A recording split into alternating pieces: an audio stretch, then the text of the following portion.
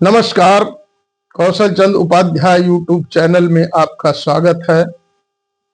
आज इस समय हम आपको एक कहानी सुना रहे हैं। एक बार एक बाबा जी थे और वो बाबा जी अपने आश्रम से गंगा जी में नहाने चले।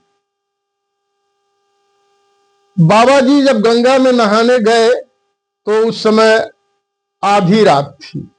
बाबा जी समझ नहीं पाए और आधी रात को ही गंगा जी में स्नान करने निकल पाए।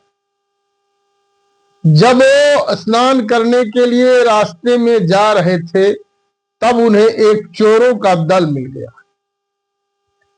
चोरों के दल ने उनसे कहा कि हम आपको मार डालेंगे। बाबा जी बहुत दुखी हुए और बाबा जी ने कहा, भाई क्यों ऐसा करेंगे? तो बाबा जी से चोरों ने कहा, या तो आप हमारे साथ चलिए, चोरी करिए, या फिर हम आपको मार डालेंगे। तो बाबा जी क्या करते? बाबा जी बहुत परेशान होकर के, मजबूर होकर के, विवश होकर के चोरों के साथ चले गए। अब बेचारे बाबा जी जब चोरों के साथ चले गए तो चोरों ने एक अच्छे से घर में जाकर के सेंध लगाया। एक चोर बाहर था और बाकी सभी भीतर चले। जैसा कि आप जानते हैं कि एक चोर जो बाहर था वो देख रेख कर रहा था, रखवारी कर रहा था कि बाहर से कोई आ न जाए, और बाकी सभी चोर भीतर चले गए और उनकी संदूक, जिसके घर में गए थे, उनकी संदूकों को ढूंढने लगे और तिजोरी तोड़ने लगे। बाबा जी को इससे क्या मतलब था?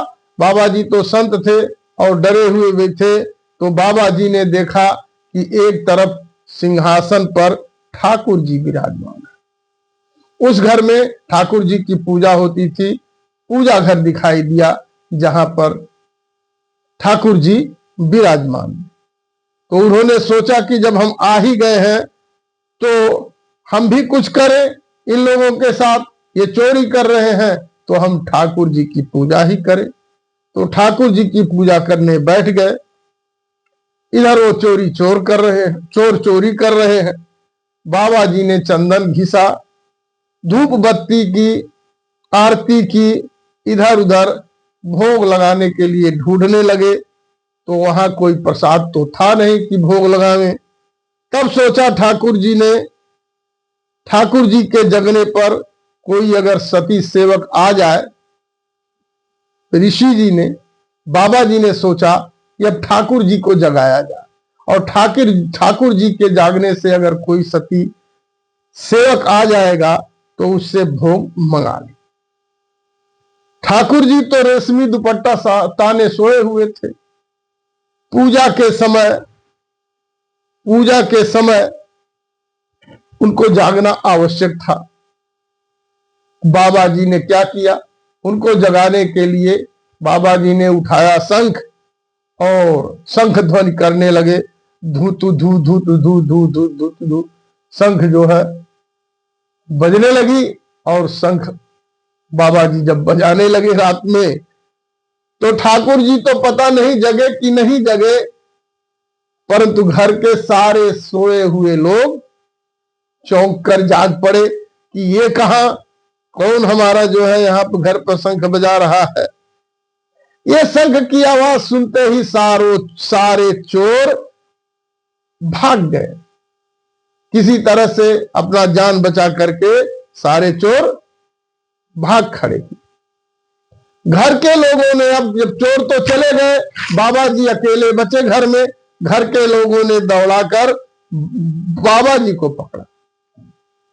घर के लोग जितने थे दौड़े जब, तो बाबा जी मिले तो दौड़कर बाबा जी को ही पकड़ा और बाबा जी को बुरा भला कहने लगे। तो बाबा जी ने चिल्लाकर कहा, जोर से कहा कि चिल्लाओ मत, ठाकुर जी को भोग लगाने के लिए कुछ दौड़ करके ले आओ और तब तक मैं पूजा करता रहूंगा।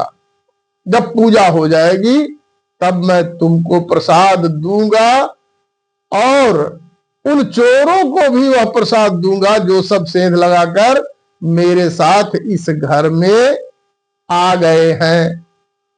तो जाओ जल्दी करो।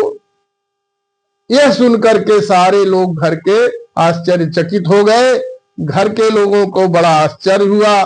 पूछने पर सब बातों का पता लगा।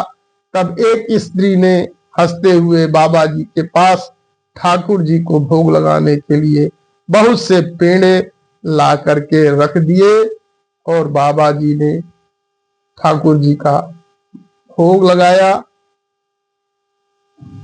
इससे हमको यह सीख मिलती है कि हम किसी अगर जटिल परिस्थिति में पड़ जाते हैं तो भी हमें अपना जो धर्म है वो नहीं छोड़ना चाहिए। जैसे बाबा जी चोरों के साथ पड़ गए तो बाबा जी ने अपना धर्म नहीं छोड़ा, बल्कि संघ के माध्यम से घर के लोगों को और जगा दिया। धन्यवाद।